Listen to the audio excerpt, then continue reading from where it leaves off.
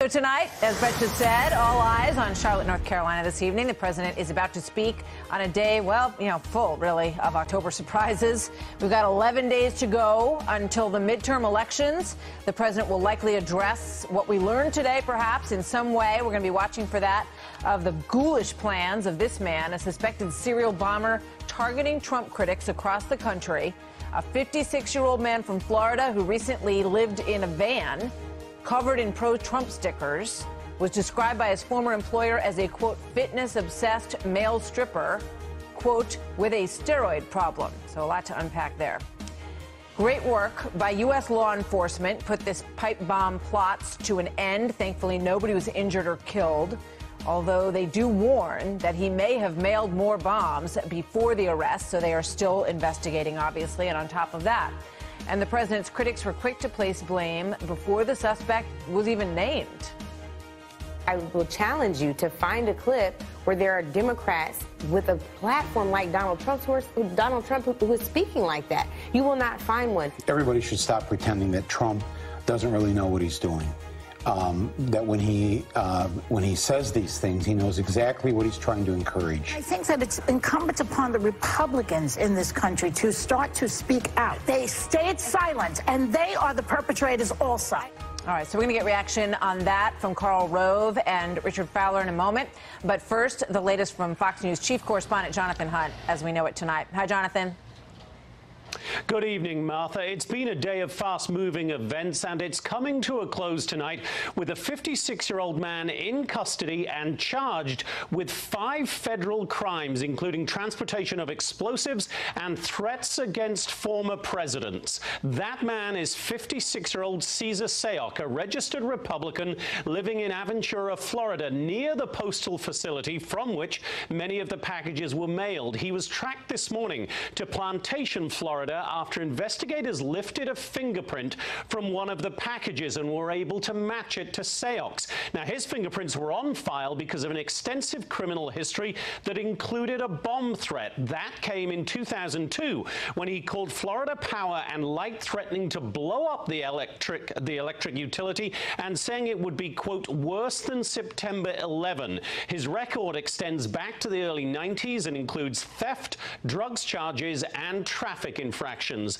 A van owned by Sayoc was also seized today by investigators. It was covered in politically motivated material that appeared to show Sayoc's ardent support of President Trump and his distaste for Democrats, several of whom were among the targets of the devices discovered this week. A picture of Hillary Clinton, for instance, had a rifle sight printed across her face. There was also a large sign reading CNN sucks.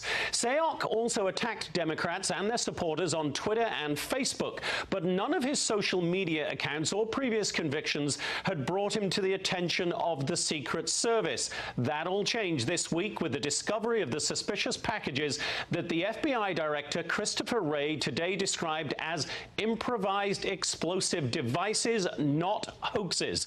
Mr. Wray also paid tribute to the speed with which so many agencies worked to find the suspect. Partnerships that exist in the law enforcement profession right now in this country are extraordinary, are better than they've ever been, and it's exactly what the doctor ordered for this country at this time.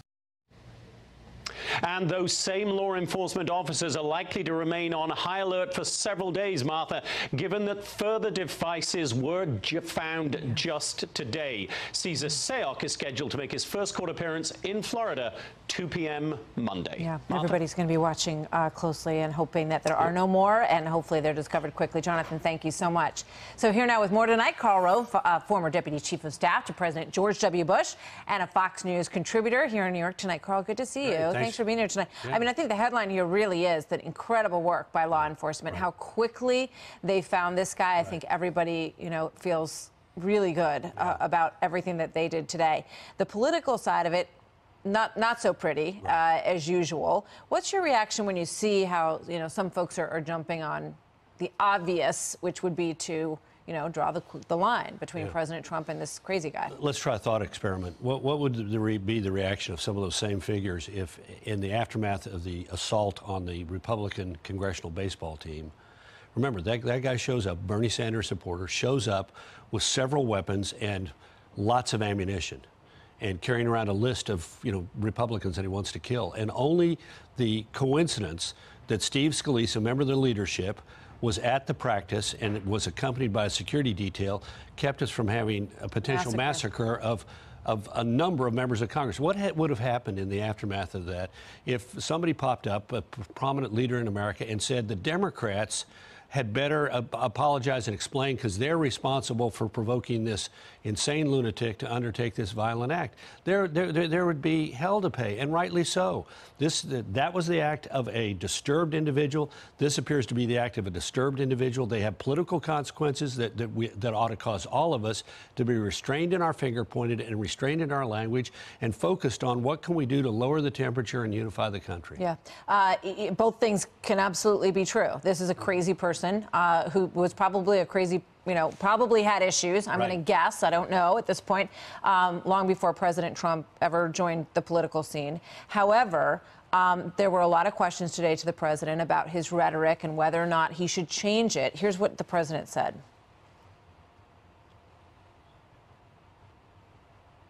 Do we have that soundbite? I think I've been toned down. You want to know the truth? I could really tone it up because, as you know, the media has been extremely unfair to me and to the Republican Party. What do you think? My advice would be, Mr. President, you're the president of the United States, the most powerful individual on the face of the planet. Stop punching down. Yeah. Better to ignore it. Better to not dwell on it. Better to be... Last night, we saw a president. Those remarks in Wisconsin, I thought, were right on target and what the country needed to hear. But we don't need to hear this. And it does him no good and does the country no good to punch down. He's above it. It doesn't seem like he can help it. Well, you know what? I hope he works on it. And he did say that he was trying today, but he does not serve himself well. He does not serve his cause well. He eats up valuable time talking about something that is doesn't advance his agenda and isn't good for the country. As it's just not good for the country to have people go out. With all due respect, I saw President Obama speaking today, and he talked about how we want to have a politics that is lawful. Was that a suggestion that somehow or another the current administration is unlawful? I mean, let's all step back for a minute and be careful about what we say and what we do in the next 11 days. Good advice. Karl Rove, thank you very much. Good to see you here in New York. Good to be. Thanks, Karl. Thanks for having me here. See you soon. You bet. Anytime. So President Trump largely sticking to the script this afternoon as he announced the capture of the mail bomb suspect, condemned the act, and in this moment called for unity. Watch this. These terrorizing acts are despicable and have no place in our country. No place. But he did take some heat after that. Karl was referring to some of this at the very same event. Watch this.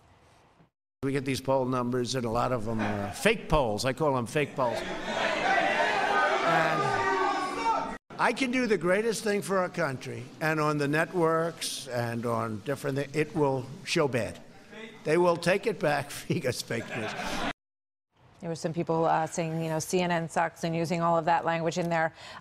Richard, maybe that's a moment, to sort of say something. The president didn't take that opportunity to do it. But, it's very difficult because he does not want to suggest that he has anything to do with this crazy person sending pipe bombs out there, which is absolutely true.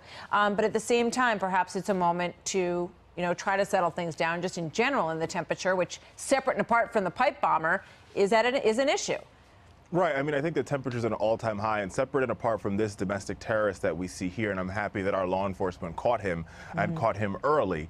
I think one thing that we all know, Martha, is that we come to work every day and we do our jobs. Some of our jobs is to provide opinions. Some of our jobs are to report the news, whether you're at this network or at another network. And I think the president has to be very careful. There's not one president in modern history that would tell you they liked how the media covered them, whether we agree with them or not. Yeah, but that's what any president would say. You talk about doing your job and doing the news. Pinning this on the president and saying that this is his fault is also not the way to go. I'm not pinning this on the president at all. But some people did. I'm not saying you did. I'm just saying, we just played those sound bites, and it's pretty clear that some people did exactly that. It was very interesting today, and I want to go back to this moment today because at the White House there was a large meeting of young black leaders. The president was speaking to them. That was the event that we just showed. Here's just one moment from that. Let's play that. Who in this room wants to be president someday? So it's an ambitious group. It's an ambitious group. That's great. You know, Victor Davis Hanson wrote a piece a couple of days ago saying that it's possible that the president could win 20% of the African-American vote in 2020, and he breaks down his reasoning for that. He says the provocative Donald Trump certainly seemed to be disliked by a majority of African-American professional athletes, cable news hosts, academics, and the Congressional Black Caucus. Yet there are subtle but increasing indications that his approval among African-Americans may be reaching historic heights for a modern Republican president. Your thoughts? I mean, I don't know about that. I think that's a stretch, and here's why. I think because the one argument that he has for the African American people, when asked what has he done for them, he says, "Well, the unemployment rate's low." But I think there's other issues ailing the African American community that goes far beyond the unemployment rate. I've been on the show before and talked about infant mortality. I've been on the show and talked about the loss of black women when they're giving childbirth. I've been on the show and we've talked about the breakdown between police and the communities of color. I understand that, but the things that you just mentioned, some of those things are improved when the economic environment improves. Some of those other things are helped by that. It goes far beyond economics, because Serena Williams, who's a millionaire, had almost died at childbirth herself. This is what happens when black women go to the hospital and they're not being heard by their doctors, right? So this is a far bigger problem than just economics. And I think the president and I think Republicans, if they really want to attract African Americans, they have to peel the onion back and realize that African Americans care more about than what's happening at the pocketbook. They care about what's happening in their community.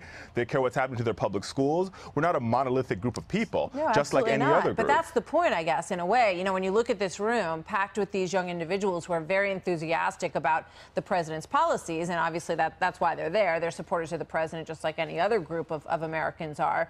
But does it, you know, what does that make you think when you see that enthusiastic support for him among those people? I think there shows that there are people out there that support this president, but there are also people out there who think that this president's rhetoric is remarkable in an era where with this week we set American history. For the first time on the same day, you had two presidents and two first ladies had assassination attacks against them. And this president didn't even pick up the phone to call these people, right? I mean, and I think there's a lot of African Americans that look at that and say, this is not necessarily the leader that I want to have in the White House representing me. There are groups that support him, like the ones at the White House today. I don't know why that would be an issue. Yeah, I mean, that's just an issue of whether or not you think that's an act of decency and kindness. I don't think it really is relevant all to voters, including African-American voters, care about that. Yeah, well, we will see. Richard, thank you very much. Always good to have you with us. Thanks for being here tonight. So we are awaiting President Trump in Charlotte, North Carolina, where he is expected to address several of the big stories that are breaking today. We're going to take you there and see if there's any news made dipping in there when that happens. Also, the caravan of migrants moves towards the United States. It's a very slow march. If they walk, it's going to take a long time. There are buses and trucks that are also trying to help them get here more quickly. Who's organizing this? Very interesting take on that when we come back. The timing of this, the way in which it was organized, the direction that they're being given.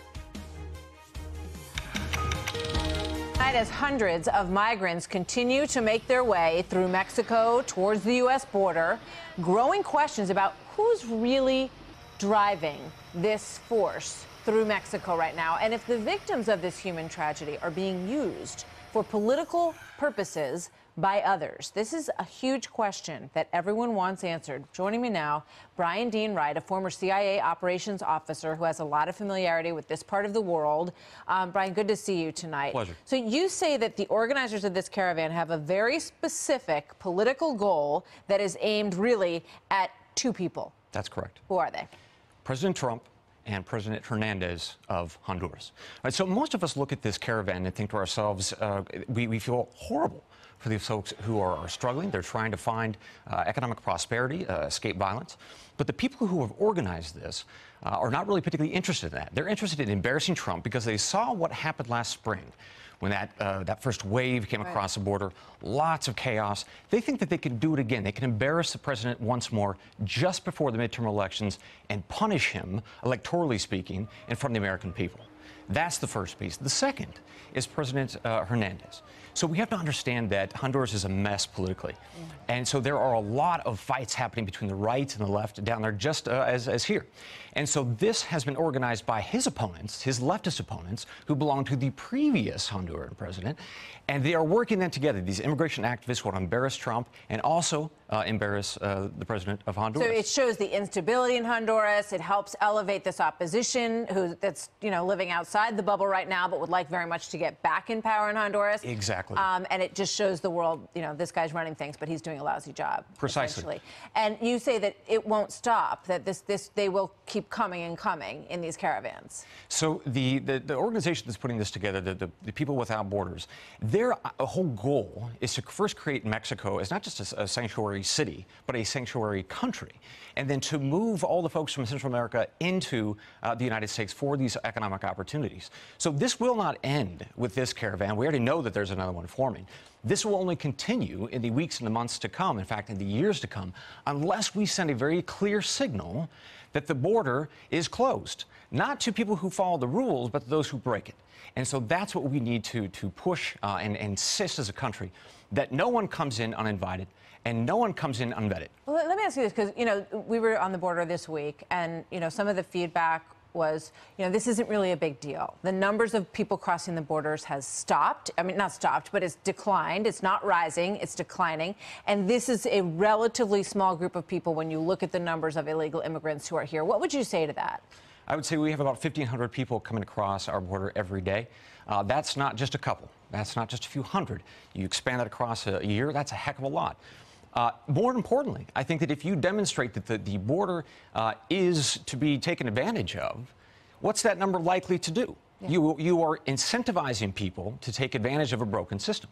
So until our country, Republicans and Democrats alike, sit down and fix this problem, which, by the way, President Trump put forward, I think, a very fair proposal last spring. Yeah. Unless we fix this... 1.8 million DACA recipients to stay in the country in return for border security. And we Democrats didn't want the Republicans or Trump to have a political win. That's why we said no to that. Gotta go, Brian. Thank you very much. You bet. Really good stuff. Good to see you tonight. So today was a day full of October surprises over the past couple of weeks. Some very frightening situations involved in that. The arrest of this would-be bomber, the arrival of the migrant caravan that we've been talking about. So 11 days from now, with all of this in the mix, my panel from the Wall Street Journal editorial board explains how October surprises work.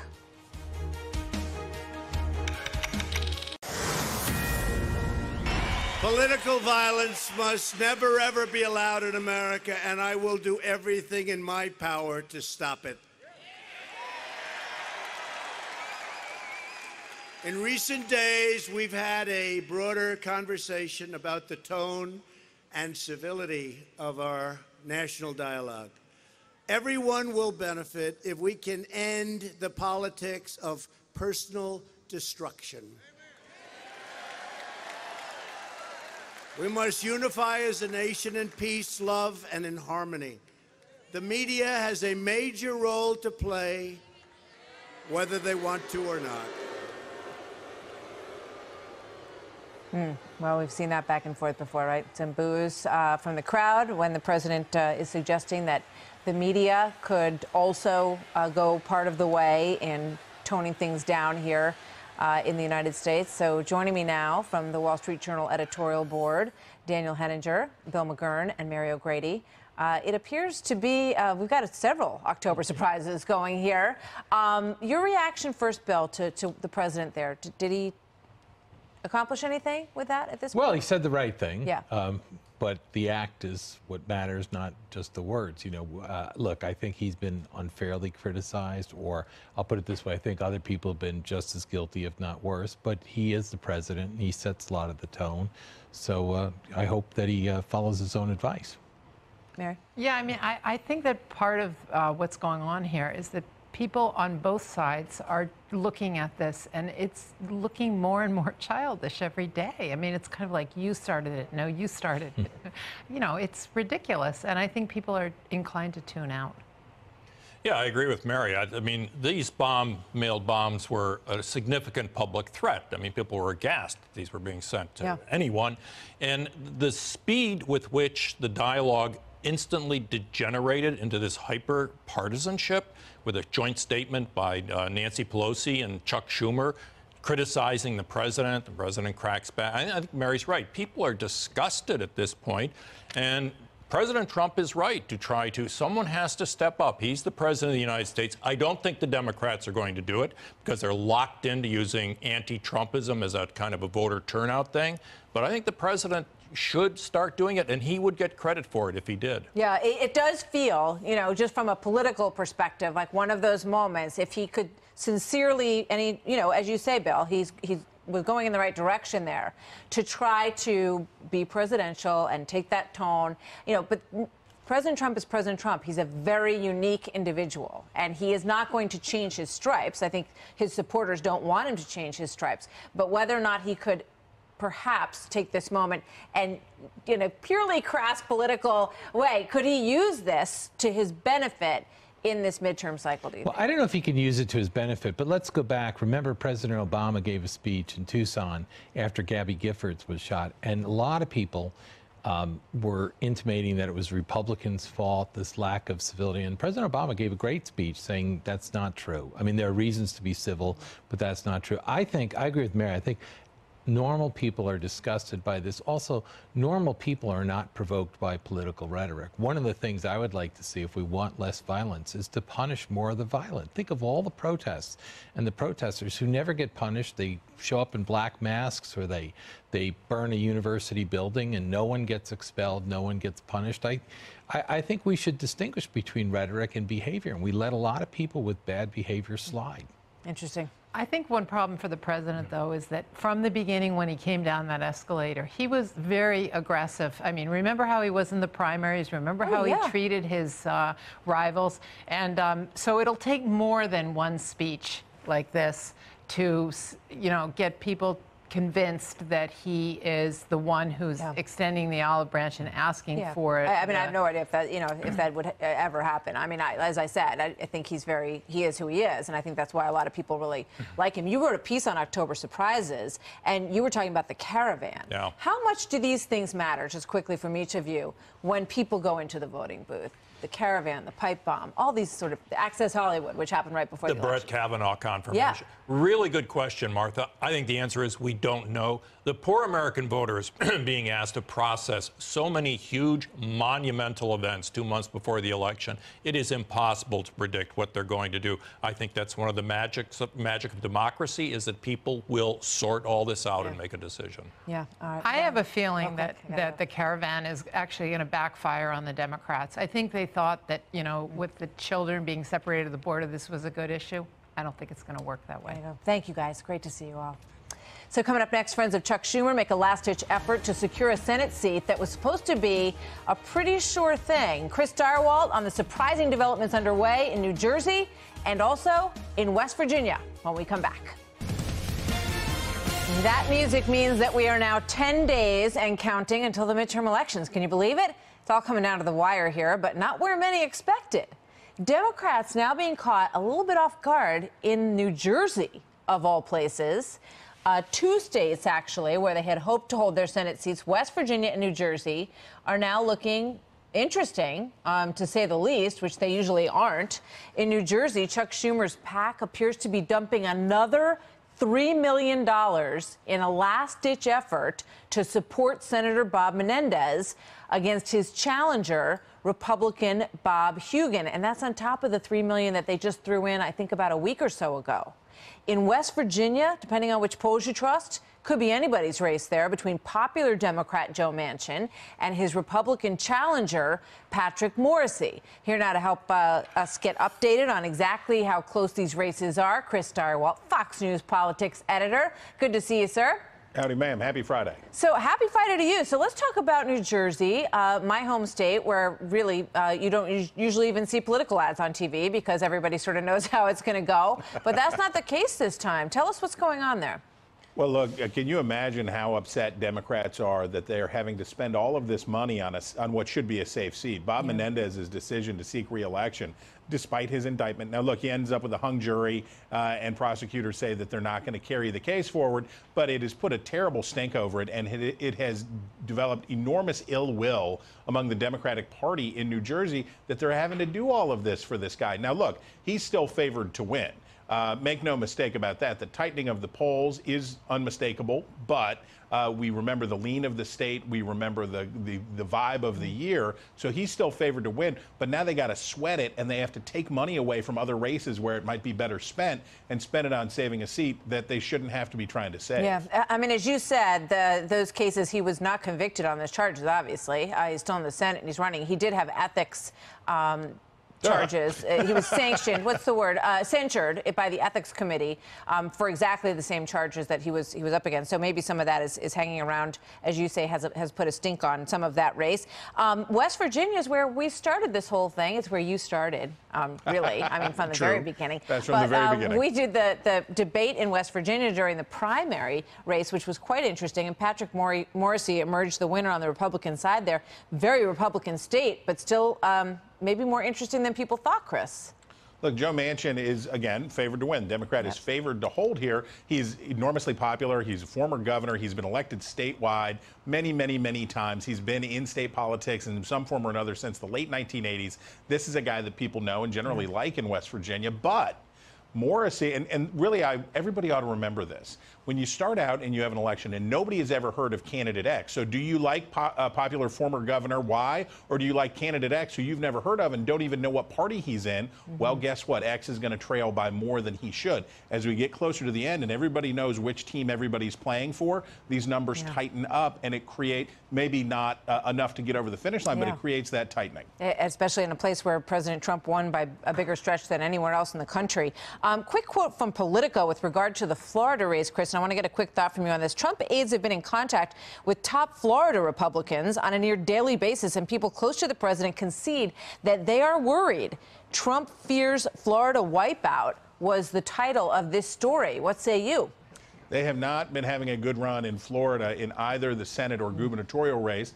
But, again, that same effect, that same tightening we've seen in some polling, the president's going to be back down there maybe 2 more times, we're hearing, and he's going to stump hard. But Florida, I don't know whether you know this, sometimes they have narrow elections. And Florida is a very evenly divided state. Democrats feel like they have the mojo. I think there was a close presidential election there, if I remember correctly. Something. Thank you, Chris. Good to see you as always. Happy bet. Friday. So coming up next, what could spell major trouble for Michael Avenatti and his presidential ambitions if he has them still? Did he lie to Congress in his case against Brett Kavanaugh? Chuck Grassley wants to find out. Lisa Booth and Leslie Marshall up next. So developing tonight, Senate Judiciary Committee Chairman Chuck Grassley is submitting a second referral now to DOJ and FBI, asking them to investigate attorney Michael Avenatti and his client Julie Swetnick for making false claims against Justice Brett Kavanaugh. Grassley writing this: when a well-meaning citizen comes forward with information relevant to the committee's work, I take it seriously. It takes courage to come forward. But in the heat of partisan moments, some do try to unknowingly mislead the committee. It stifles our ability to work on legitimate lines of inquiry. It also wastes time and resources for destructive reasons. Here now, Lisa Booth and Leslie Marshall, progressive radio talk show hosts, both are Fox News contributors. Good to have both of you with us. Thank you so much. Good to see you both. So as you might imagine, Michael Avenatti did not just go, oh, okay, that's good. We'll submit that information. Here's what he said. Watch this. We welcome the investigation requested by Senator Grassley, who obviously has no idea what he's just done. What he has effectively done is he has now opened up a Pandora's box, and my client and I are very much looking forward to a full and complete investigation.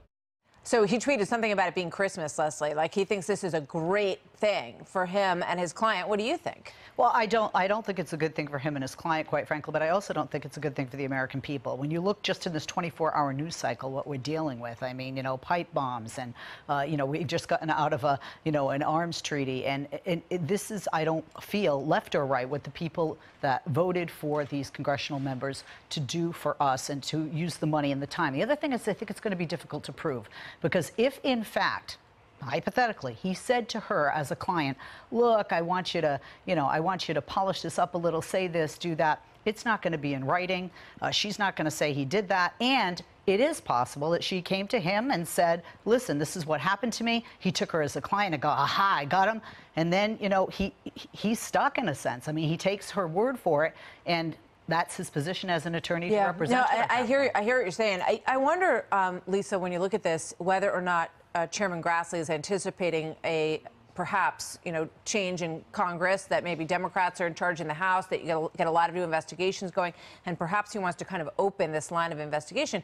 And it is a serious thing to take the Senate's time with someone who you feel is telling different stories about what happened. This is Julie Swetnick that we're referring to, not Right. Dr. Ford. Well, and I think Avenatti might have a little bit of a legal issue considering the fact that we have a second individual who Julie Swetnick named that says that Avenatti basically twisted her words. So potentially that opens up a legal avenue against him where he could be potentially vulnerable with this criminal referral. But I would also say that I think every American doesn't want to have that sort of process happen again, where you basically have one party weaponize these baseless allegations at the 11th hour to try to railroad a Supreme Court nomination. What happened was a circus, even during the confirmation hearings, where Democrats repeatedly interrupted the process, interrupted the line of questioning, interrupted the hearing. So I don't think any American wants to see that happen. So I think what Chuck Grassley wants to do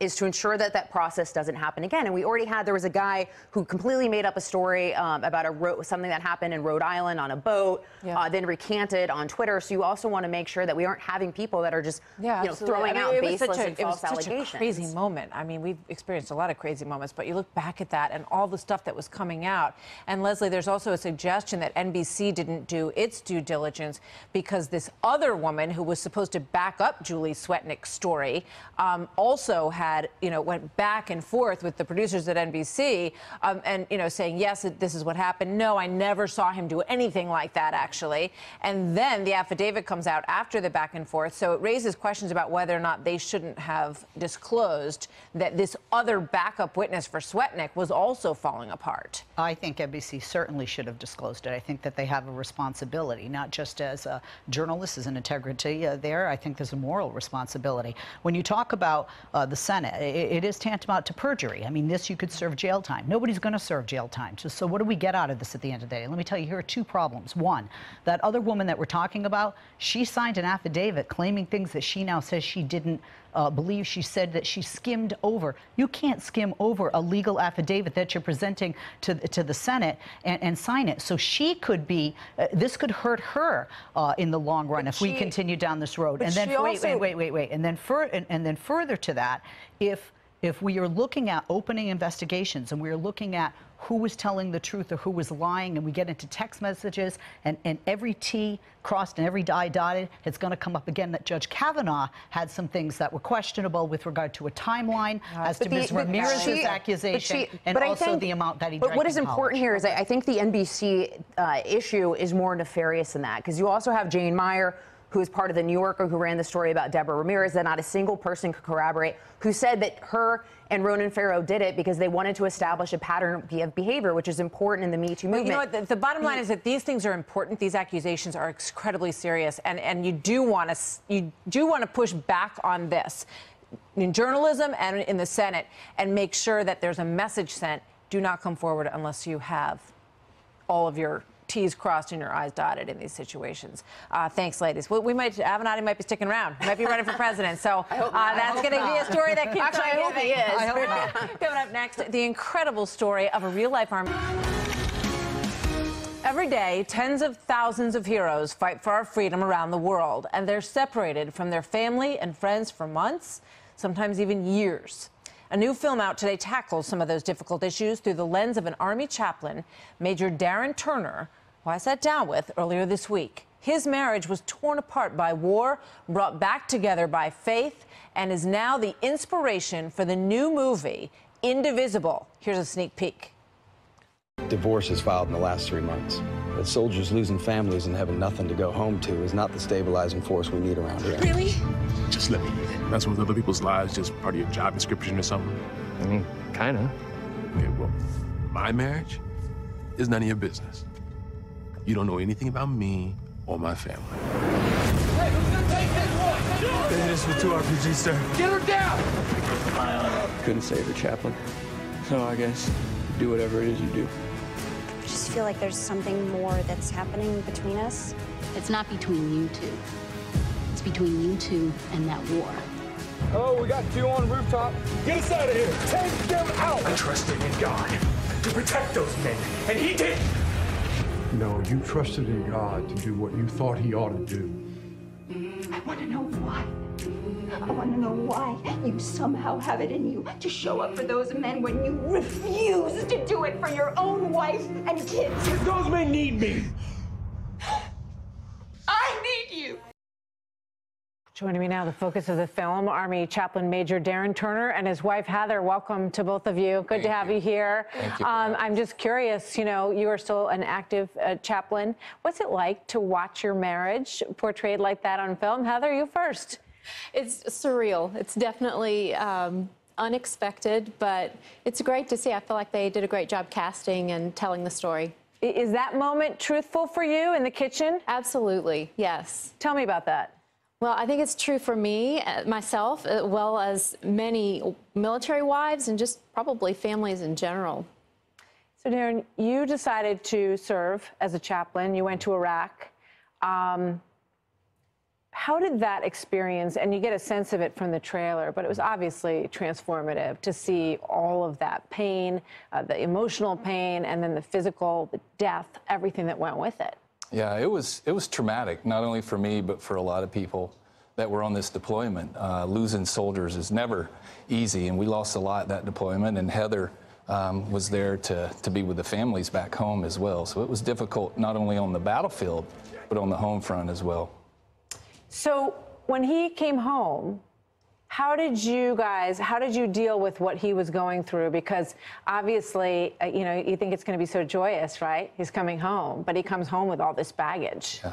I didn't deal with it very well, which is the reason for the story. I really just pursued him too much. I pushed too hard to try to get him to open up to me and tell me what was going on in his head and his heart. And he just wasn't ready for that. He wasn't tracking where I was. And I really just pushed too hard and didn't give him the space and time he needed.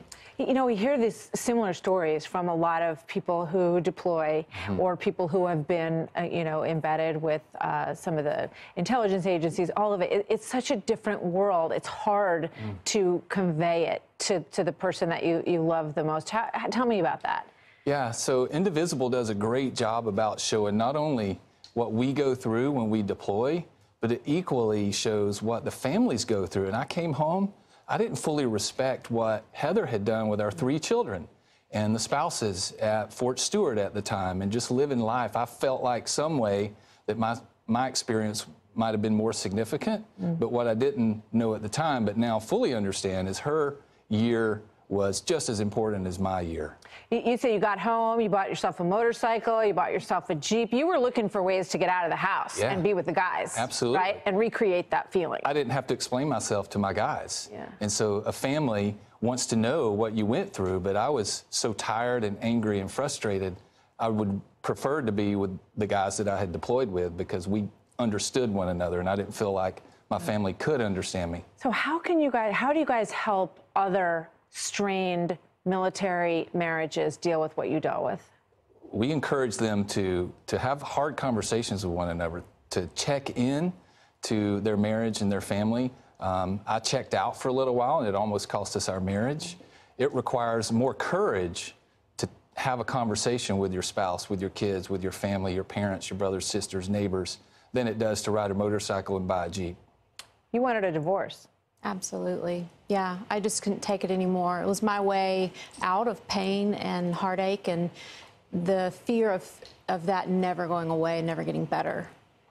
How did your faith bring you guys together? And I bet you're better now off than you were even before all this, right?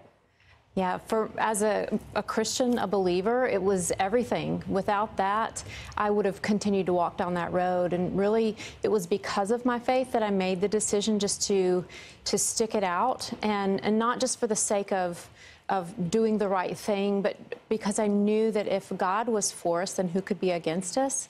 And that being together would bless my family more than being on my own. That's a powerful moment in the trailer when you say, I asked God to protect these guys. Yeah.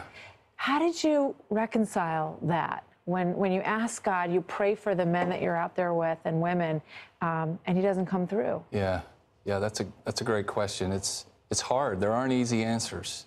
Life and death, we experience that in combat in a very real and immediate way. And I don't know that anybody can fully be prepared for a deployment like that.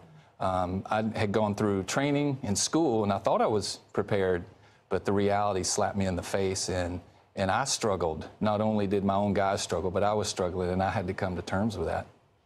Darren and Heather, thank you very much. It looks like an amazing film. I can't wait to see it, and thank you very much for sharing your story with us and with everybody who's about to see it. It's an honor. Thank you. Good to be with you.